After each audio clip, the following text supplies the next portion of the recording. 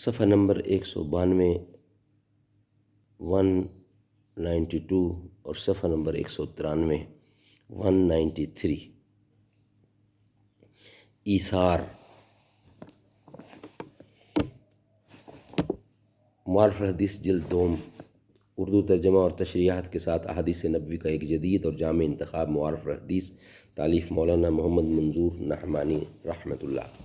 صفحہ نمبر 193 193۔ ایثار، احسان کا ایک اعلیٰ درجہ یہ ہے کہ آدمی ایک چیز کا خود ضرورت مند ہو، لیکن جب کوئی دوسرا حاجت مند اس کے سامنے آ جائے تو وہ چیز اس کو دے دے اور خود تکلیف اٹھا لے۔ اسی کا نام ایثار ہے، اور بلا شبہ انسانی اخلاق میں اس کا مقام بہت بلند ہے۔ رسول اللہ صلی اللہ علیہ وسلم کا خود اپنا طرز عمل بھی یہی تھا، اور دوسروں کو بھی آپ اس کی تعلیم اور ترغیب دیتے تھے۔ نحمدہ و نصلی علی رسولہ الکریم، بسم اللہ الرحمن الرحیم۔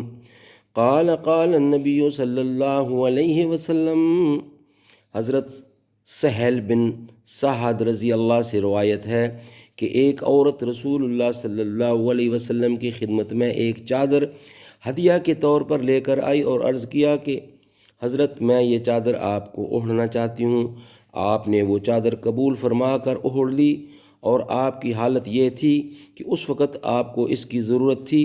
آپ کے صحابہ میں سے ایک صاحب نے آپ کو وہ چادر اوڑھتے دیکھا تو عرض کیا، یا رسول اللہ، یہ چادر تو بہت ہی اچھی ہے، یہ تو مجھے عنایت فرما دیجئے۔ آپ نے فرمایا، بہت اچھا، اور وہ چادر اسی وقت اتار کر اس صاحب کو دے دی۔